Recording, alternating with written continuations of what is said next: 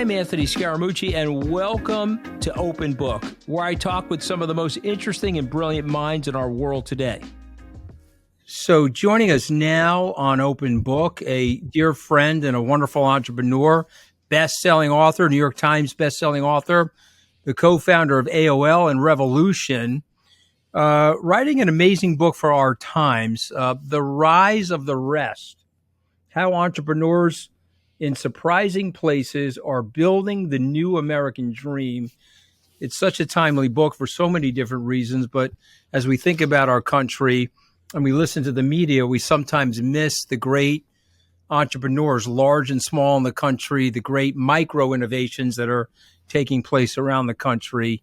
And Steve, thank you for doing the homework on this. But let's go to you for a second before we get into the book. Let's head back into the 80s when you started AOL. This is before you were making pineapple pizza for Pizza Hut, I guess, or right around the time, right after that, I guess. You started AOL in 1985. Only 3% of the people were online. You grew up in Hawaii, but you were in Washington. So you are in the book, weirdly, right? Because that's you. You are rising from the rest with some no-name company you're calling America Online, but it becomes this transformational business. Everybody has an AOL account. That's my vintage, at least. Maybe you're not my kids, but I still my AOL account tied to my Amazon. So there you go. Tell us about that. Tell us about your start, sir. Yeah, it was an interesting journey. I was born and raised in Hawaii, as you mentioned, went to college in Massachusetts, and knew I wanted to get into the internet. I graduated in 1980, but there was no internet companies to go to back then because it was still more of an idea. And venture capitalists certainly weren't backing 21-year-old kids back then. So I ended up working for Procter & Gamble in Ohio for a couple of years, then Pizza Hut in Wichita, Kansas for about a year, and then moved to the Northern Virginia area to join a startup that promptly failed. But thankfully, two of the people I met there, Jim Kimsey and Mark Serif, and I co-founded America Online AOL in 1985. So that was the path, a little bit circuitous, but I knew what I wanted to do. It just took me a little while to get on that path. But I think some of that experience, as you referenced, both growing up in Hawaii and even starting a company in Northern Virginia, where there really was no startup hub, there really was no venture capital, and it gave me an appreciation for some of the challenges of entrepreneurs all across the country. And that's really, I think, animated a lot of our work, both as investors over the last decade, as well as sort of champions of regional entrepreneurship, and ultimately led to writing this book.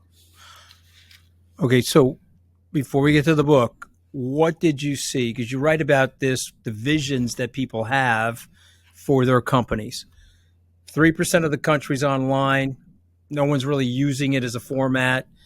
What did you see that other people didn't see? And what were you looking at from, let's say, 85 to 95 to 05? What were you thinking? Well, in 85, we were just trying to raise the initial capital, get started. We were able to cobble together about $1 million from venture capitalists in New York, San Francisco, Chicago, Toronto, none of it from the Northern Virginia, Washington area.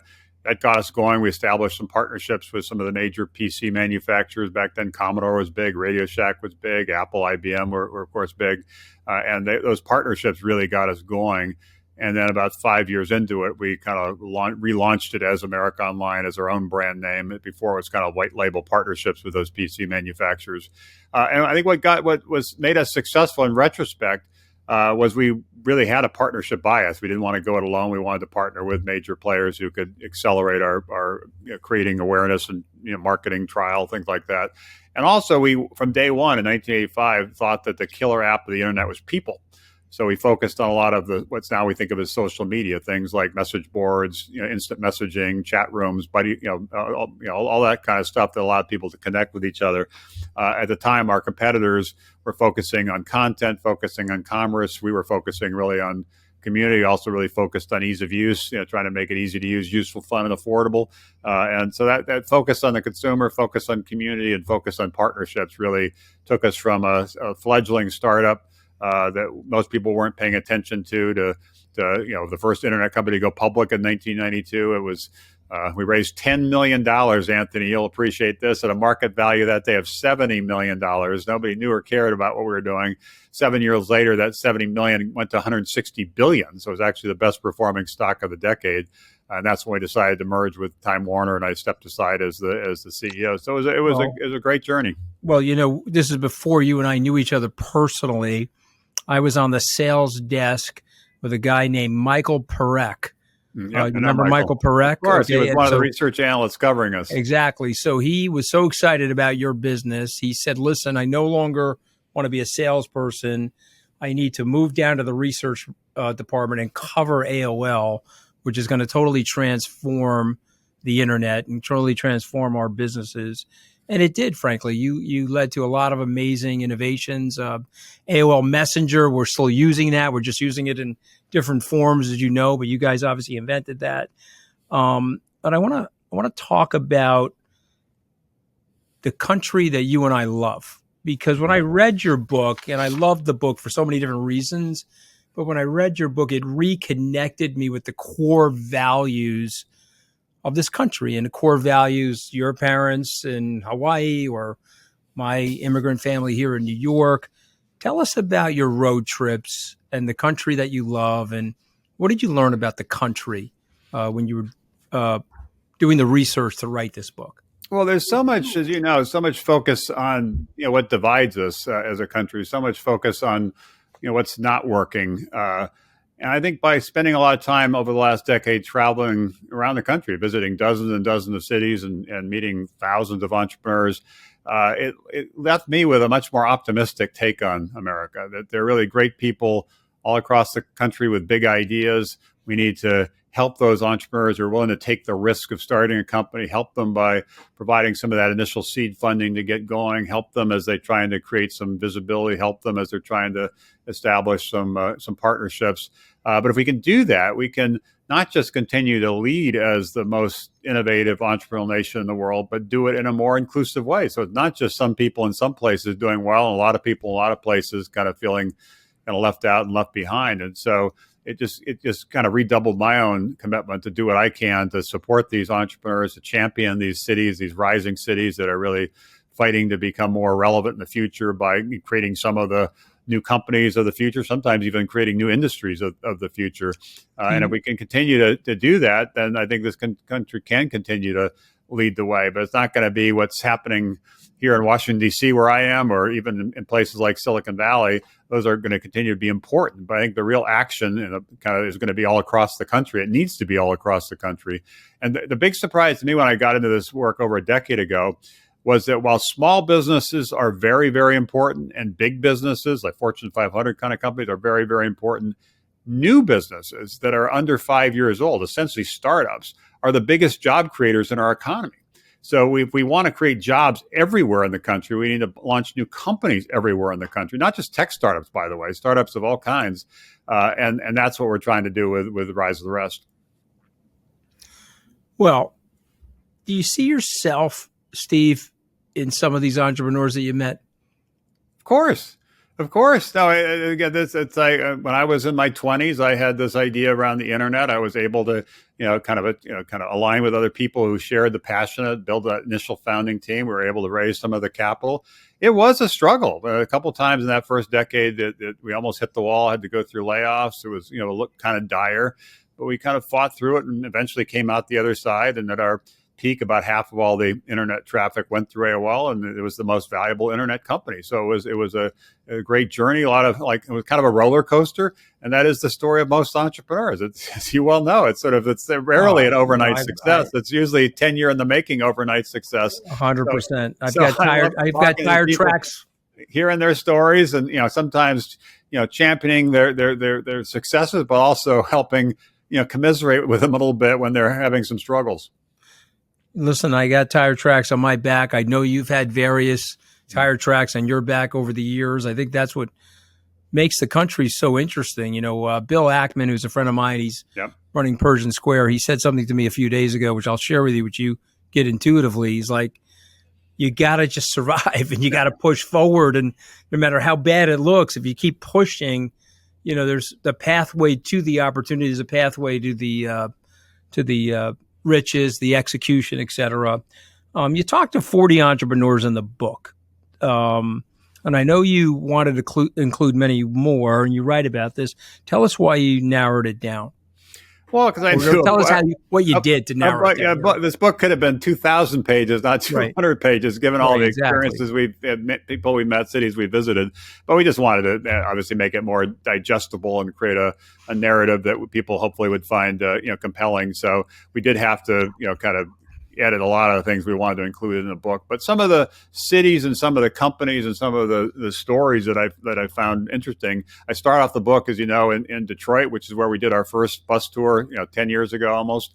And it's amazing what's happened in Detroit. 100 years ago, it was the most innovative city in America. The car was the hot technology of the day. It was kind of the Silicon Valley of its time. It's the fifth largest city in America, going gangbusters. And then over a half century, lost 60% of its population. And the year before we rolled in on our bus, the city of Detroit declared bankruptcy. So it went from being this dominant innovation city to being, essentially bankrupt. In the last 10 years, it's really fought its way back. We back companies like Shinola and StockX, and there's, both those companies now have over 1,000 employees in downtown Detroit, and it's really giving people more hope and sense of possibility in Detroit. So that was interesting to see. We also found companies like in Atlanta, a company called 𝗕mise that's building a Mach 5 engine. So you can go from Atlanta to Europe in like 90 minutes. And the Air Force, not surprisingly, is a big customer of theirs. The fact that company is in Atlanta, not in, say, Silicon Valley, I think is striking. Or not far from where I am now here in Washington, D.C., in Richmond, Virginia. There's a company called Tempur-Pedic that we backed that created essentially sustainable packaging, trying to rid the world of styrofoam. It's important from an environmental standpoint, but it's also important that pharma companies can get their drugs to people and keep them cold, and food companies can get food to people and keep them cold. But we need something other than styrofoam. The team there decided to build that company to create more of a sustainable solution to packaging, and do that in Richmond or in Baltimore. This company 𝗕𝗁 is basically using AI, which a lot of people are scared of, to essentially help people understand what their real talent might be. And for a lot of people, nobody talked to them when they were a kid about what, coding or some of the, that kind of career path. But if you're 𝗕𝗁, you take a test and you do well on the test, 𝗕𝗁 will put you through a program at their own expense to teach you coding and then place you in a job. And so it enables people. I remember one was a UPS truck driver that nobody talked to him about coding when he was growing up, and suddenly he realized he had that skill, got retrained, and was making I think it was more than 2 times more in terms of his salary once he got the 𝗕𝗁 training. So these are stories of entrepreneurs in different cities, building companies that are disrupting, reimagining different industries, and so it's not about any one company, about any one entrepreneur, about any one city. It's just, if you take a step back, it's a broader story of this next chapter of America. I think, it's so well said. You mentioned AI. It's very topical. Just 30 seconds, if you don't mind. Should people be afraid of AI? What's your opinion? Yeah, I think there should be some concern about any new technology, but at the same time, try to focus on the positive, figure out what are the things that it can do that can move things forward in different sectors. I think we're beginning to have that conversation. AI, as you know, is something that's been building for really 40 years. It just became something in the last few months because the success of ChatGPT became much more got a lot more attention. So now we're starting to have a conversation about what can the technology enable, what should the guardrails be in terms of kind of government policy, so that you get the benefits of new technologies like AI or robotics or other technologies, while also hedging against some of the downsides. I'm glad we're now having that conversation. Yeah, listen, I have to confess that I'm addicted to ChatGPT. I can't tell you the questions. It is pretty good. It is pretty good. I'm addicted. I mean, and I could have, my producer and I didn't, but I could have said, hey, ChatGPT, what question should I ask Steve Case on the rise of the rest? I'm sure it would have been better than the ones I'm actually asking. But I read your book and loved your book, so I wanted to focus on the things that I found so interesting in the book. Let's go to some of these stories. Let's go to Dallas, Texas. Some of the people that you found there, and some of the ideas. And I guess this is a very hopeful, aspirational book about America, actually. This is a book that Americans need to read to remind themselves what the country the better parts of this country, the better parts of our angels are really like. So what was going on in Dallas, Texas that you discovered? Well, it's true with all these different cities. As I said, it's not any one or two cities. It's really dozens of cities. In Dallas, it's historically been around kind of legacy industries, oil and gas, things like that. But Dallas, as well as Houston, San Antonio, and of course, Austin, there's a lot of momentum around some of these new technologies, some of the industries of the future. We back several companies in the region, including Nixon, which is basically reimagining apartments so that you can basically move into an apartment and have it all set up for you. If you're only going to be there for 6 months, you can move somewhere else and not have to worry about storing the furniture or reselling the furniture. It brings kind of a hospitality lens to the apartment business. Or Canaris, which is focused on helping companies understand how to move more towards diversity, equity, inclusion, and track things with metrics and different kinds of businesses. So there are just a variety of different things that are happening in these different cities that are really giving me hope for those cities and also hope for America. Louisville, Kentucky.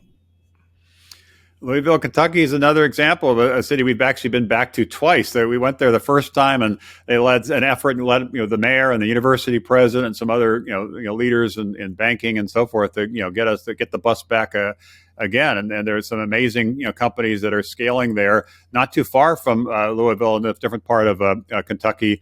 There's a company we backed called AppHarvest that is basically focused on indoor agriculture, the largest indoor controlled environment agriculture in the country. And they picked that area because it's really well situated in the country. But 80% of the American population is within a 24-hour drive of where they're headquartered, and they're using 90% less water. So it ties in with a sustainable solution, and it's just healthier in terms of the fruits and vegetables that they're growing. And the other thing that's striking about that is the area where they built this very large production facility is Appalachia, which for decades has struggled with job loss and even a loss of hope. And now there's hope in that area of Kentucky because of the success of an entrepreneurial company like an AppHarvest. There's a very old investment banker, not old, he's only 70, but he went to jail for insider trading. His name was Dennis Levine. I don't know if you remember Dennis. I do remember it. He has started something called Water Garden Farms, which is in your neck of the woods in Virginia, and he's producing 6x. It's indoor agriculture. He's producing 6x the produce, making packaged salads for people indoors. Everything you just said, less energy, more efficient, 24-hour cycling process. So there's continual harvesting. You don't have to wait for the boom bust climate conditions to create the produce. And so, these are great examples of innovation that lead to environmental success as well, right? Yeah, absolutely. And as you say, it's happening in many parts of the country, and it's entrepreneurs reimagining, farming, reimagining agriculture, reimagining our food systems, so we can have healthier food that's also more sustainable. And it ties in with one of the real battles that's brewing and getting some attention now. We'll get more in the coming months. Essentially, battle over water rights in the western part of the country. Colorado, California, there is Arizona. There's limited water, and not everybody can get the water they need. And some of the water, a lot of the water right now is going to agriculture in California. Obviously, that's important, but some of these new solutions that allow you to do agriculture in other parts of the country and with using 90% less water are going to become increasingly important. Right. Well, we both agree on that. How about Puerto Rico? What did you find in Puerto Rico? Well, Puerto Rico is interesting because Jose Andres, the chef who started a number of restaurants, Jaleo and others, but also started World Central Kitchen, and is really even been nominated for a Nobel Peace Prize for his work around the world. He has been really loyal to Puerto Rico and in terms of helping them in their recovery. And so when he's been a friend for 20 years. When he heard we were doing these Rise the Rest bus tours, he said, you got to come to Puerto Rico, and he would agree to kind of host it. And so we were there probably now four years ago, something like that. And there's still some recovery issues going on because some of the issues they've had with hurricanes and other natural disasters. But there's a really spirit of possibility there. People are focused, going back to the agriculture side. How do they become more self-sufficient? Almost over 90% of their food is imported from outside of Puerto Rico. So how do they use their own land to grow food and create more sustainability, which will hedge against potential future kind of climate risks that they face?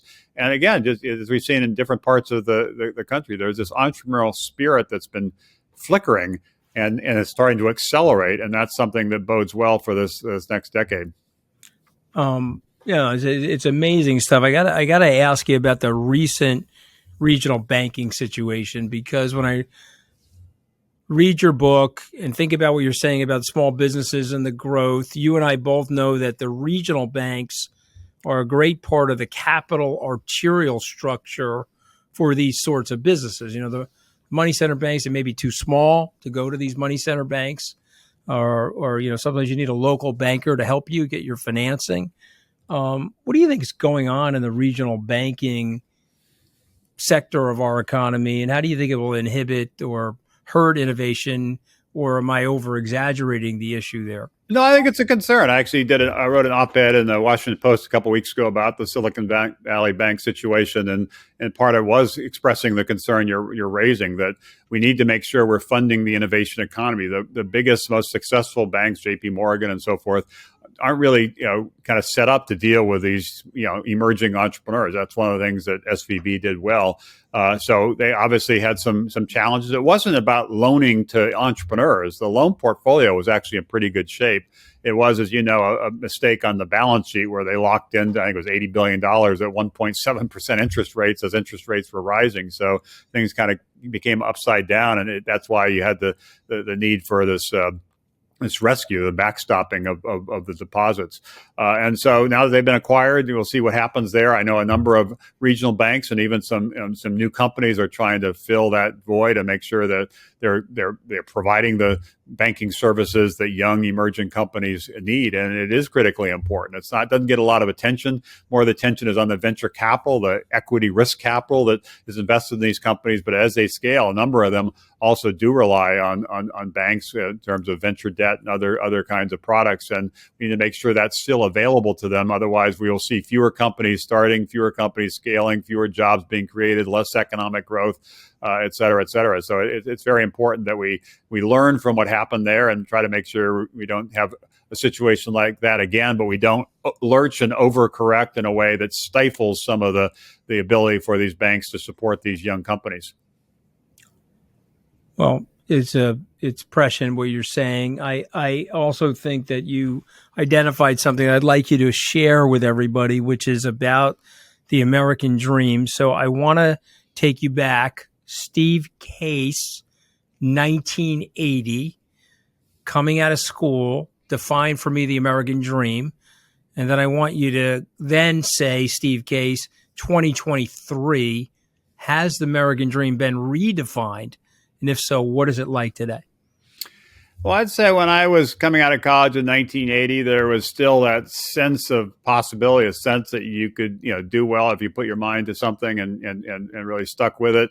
You could accomplish something. And in some ways, the core, I think, definition of the American dream is you have the opportunity to do better than your parents or better than your grandparents. There was sort of a ladder up that was available to almost not everybody, but almost everybody. And the question was, how do you make sure that was available to everybody? Now we fast forward, I guess now 4 decades plus later, I think there are a lot of people in this country that aren't so sure that American dream is available to them. They're not so sure that they haven't been left out and left behind. And that's part of why we're so focused on the rise of the rest. It's not just about backing the companies in these particular cities, supporting the entrepreneurs in these particular cities, but recognizing that successful companies, as they grow, as they create jobs, create a broader set of jobs in their community.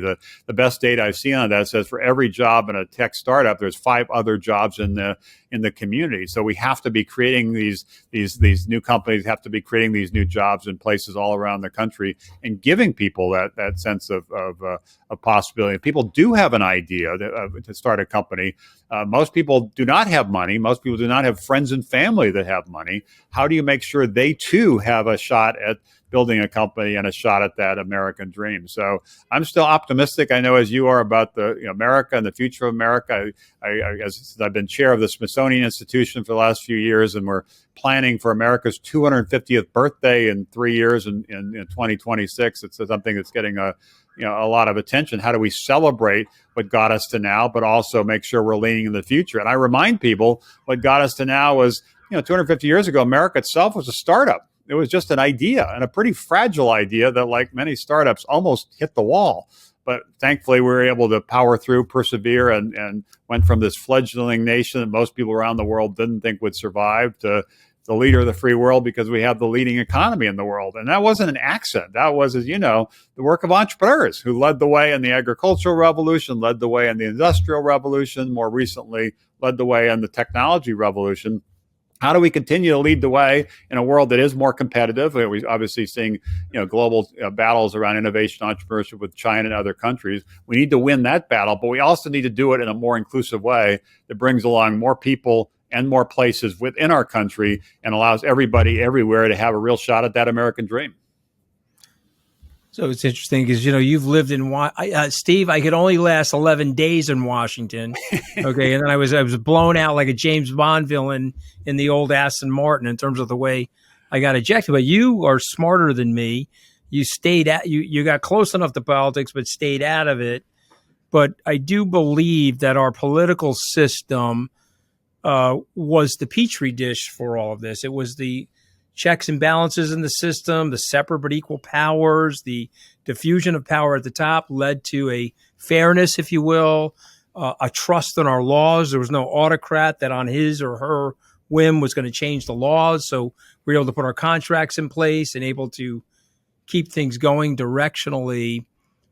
And I'll just share this with you to get your reaction. I was in a con law class at Harvard with Larry Tribe. He asked people what the most important part of the Constitution was. My friend, who was a lot smarter than me, went on to clerk for Justice Scalia.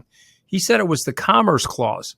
And Tribe didn't like that. Tribe was a Fourth Amendment guy. But he said, why the Commerce Clause? He said, well, we didn't tax each other for interstate commerce, a result of which we accidentally created this continental free trading bloc with one currency through this incentive to create more and more commerce, which ultimately, in this gentleman's opinion, led to our freedoms. Our Bill of Rights come from the economy. The strength of the economy allows us to be free. I guess why I'm bringing all this up, you live in Washington.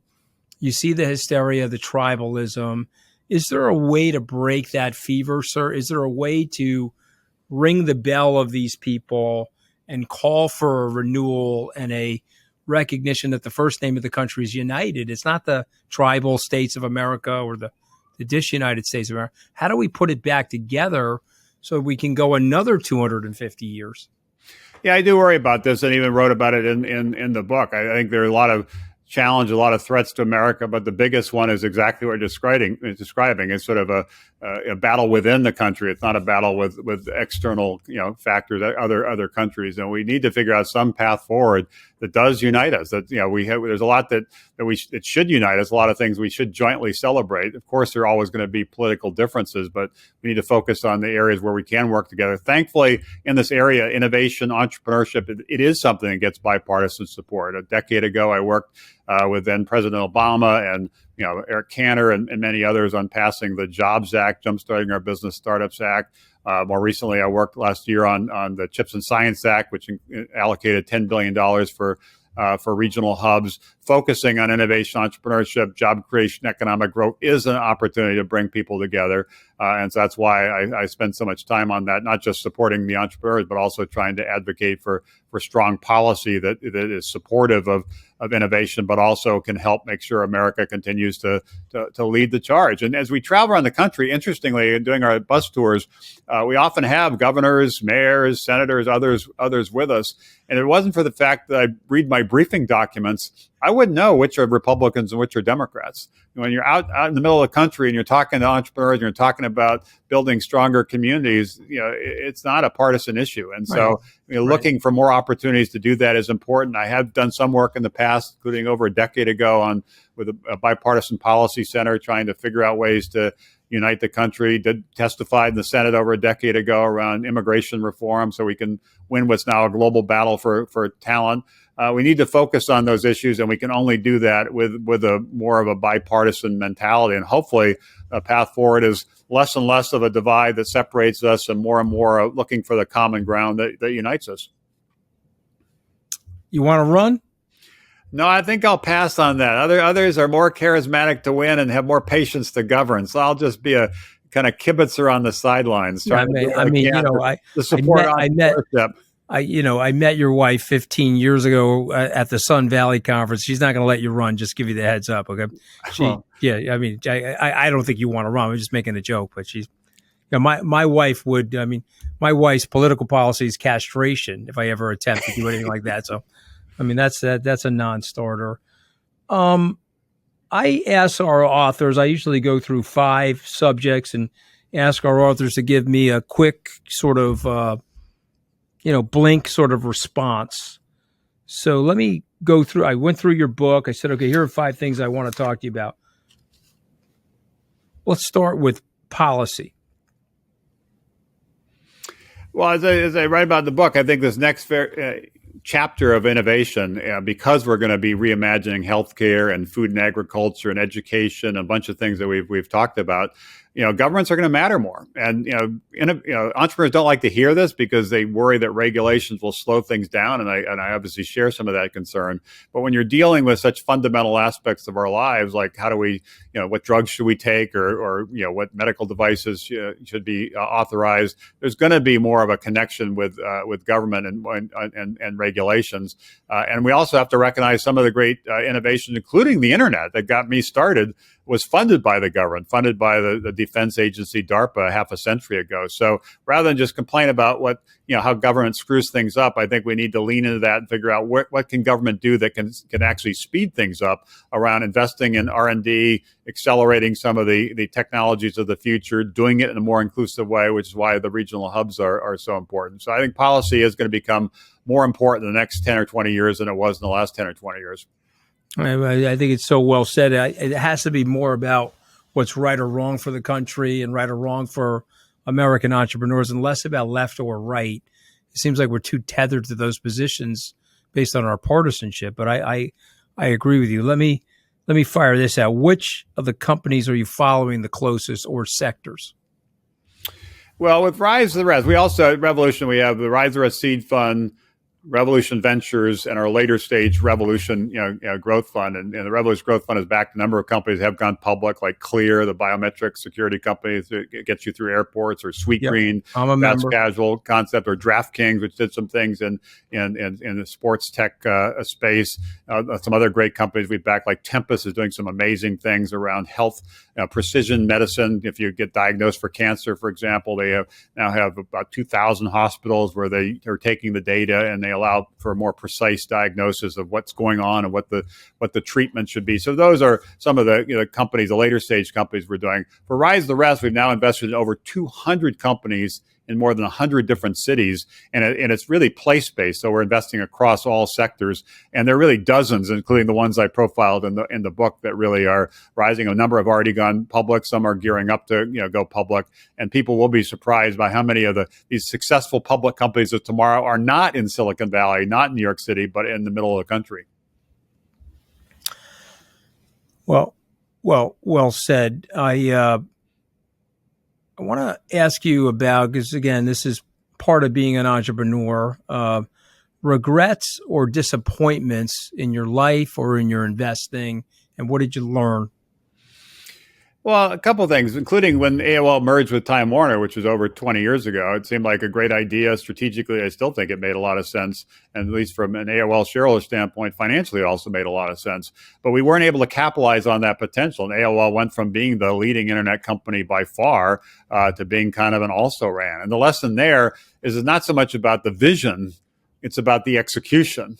And that's, a Thomas Edison quote from 100 years ago, over 100 years ago. And so just focusing on that, it's sort of having the right team focused on the right priorities, executing the right way is really where the action is. It's not about the idea, it's about how you execute against that idea. That also has impacted other things that we've done. Some of the companies that we thought had a lot of promise sometimes struggle and stumble and fail because they didn't really get the execution all right. So those are some of the regrets. And when you're making investments, as you know, in young companies, not all of them are going to be successfessful. If they are all successful, you're not taking enough risk. You're not trying hard enough to really kind of lean into the future. But the ones that are always the ones that are disappointing, kind of like the merger, was when it was a good idea, but somehow they weren't able to execute to really seize the moment, seize the opportunity. Well, I think it's well said. And I also think, you have cultural situations too, right? If MySpace is bought by News Corp, well, maybe it can't germinate and become Facebook, right? I mean, and maybe there were some cultural issues too, where there's no question. As part of the execution, people and culture are obviously kind of tightly linked. Right, exactly. And some cultures are just a little bit more traditional, and yours was a little bit more entrepreneurial. Okay, I'm landed from Mars. I'm getting out of my spaceship. I meet Steve Case. And I ask him to describe America. And I say to Steve, why is it the place for innovation? Well, it goes back to a backstory when we started 250 years ago. Basically, it was a pioneering spirit, people who believed that there was a better way, a better life ahead, a better land to move to, and created a community, created a country, created an economy that's now the leader of the pack. And we still do have that pioneering spirit. But what we need to do more of, and we've talked about this through this discussion, is make sure that's available to everybody everywhere, not just some of the folks on the coast, like in Silicon Valley. As I've traveled around, I know you've done a lot of this as well.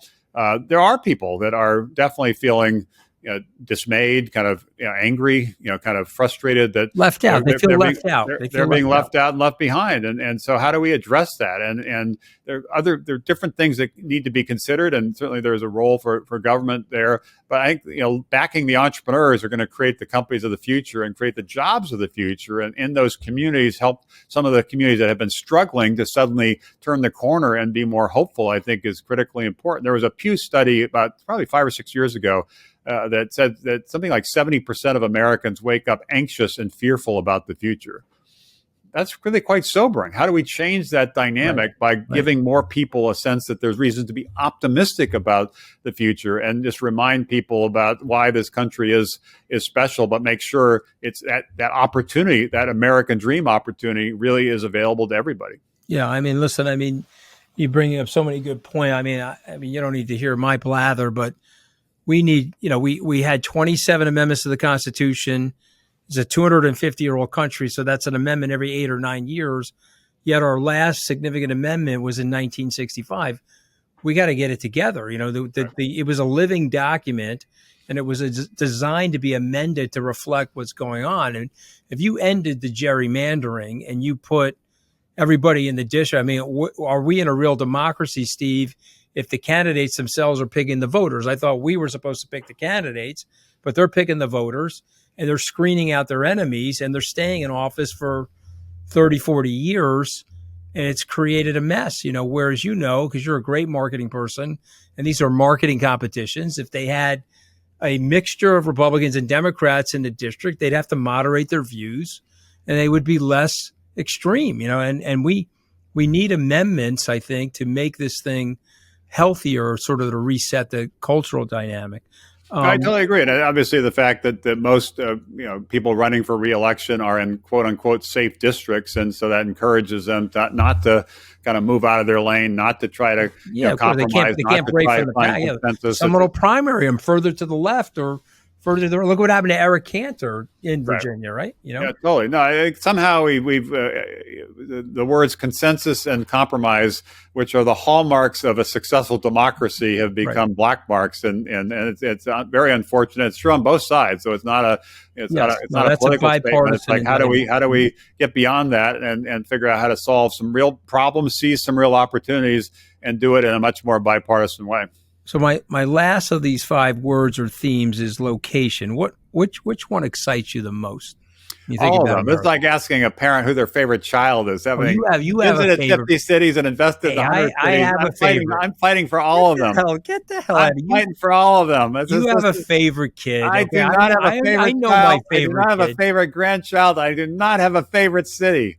All right, I just you have heard a it favorite here. podcast host. You heard it. You heard it. You heard it from 𝗕ciecie𝗸𝗵. He's a very balanced, even guy. I have a favorite. I have 4 boys and 1 girl. Who do you think my favorite is? I mean, come on, it's obvious. All right, but I like that, and I think it's elemental to the book. You wrote this amazing book about the country through the eyes of entrepreneurship and innovation, and it's an aspirational and it's a hopeful book. And you're somebody I admire a great deal because you're a doer, you're an innovator. Mike Parekh used to tell me this, Steve. You'll have to verify whether it's true or not. You used to go into the chat rooms at AOL as CEO. I mean, you weren't saying you were this, but just to check things out once in a while. Is that something you used to do? Totally. It's my version of management by wandering around. I was wandering around the service, chatting up people and finding out what they liked, and we'll do more of that, and what they don't like, and we'll try to fix it. He was so impressed with that. I remember being in a research meeting. He had a strong buy on AOL, and he was just so impressed with your hands-on nature. And that was one of the examples he used. And I'm going back into the mid-'90s now when I was back at Goldman. So anyway, I wish you nothing but great success. What's next for you? Do we have another book on the horizon or no? No, I don't think so. Although I didn't think this is the second book I wrote. I wrote a book 6 or 7 years ago called The Third Wave, the Internet's Third Wave. And I thought when I wrote that book, I was kind of done. But this Rise the Rest, because as we've discussed, the last decade, I've had the opportunity to travel around the country to see firsthand what's happening, and was struck by those stories. There were surprising stories about surprising places. I just felt like this story had to be told, and that's why I wrote the book. I don't think I have another one in me, but I've learned, as you have, never say never. Well, you never know what's going to happen. But my takeaway from this podcast is I am your favorite podcaster. Okay, that is my takeaway. Okay, from everything that you said, I just want you to know that. All right, Brian, I appreciate that. I'm sure that will be the soundbite. No, exactly. Well, of course. I'm going to try to get that in the New York Post. No, I'm kidding. The Rise of the Rest. What a great book. How entrepreneurs in surprising places are building the new American dream by 𝗕ciecie𝗸𝗵, a best-selling author, and really just a phenomenal book. And the country owes you a debt because you're out there helping everybody, Steve. So thank you for that. And thank you for joining Open Book. Thank you, Anthony. Great to be with you as always. Yeah.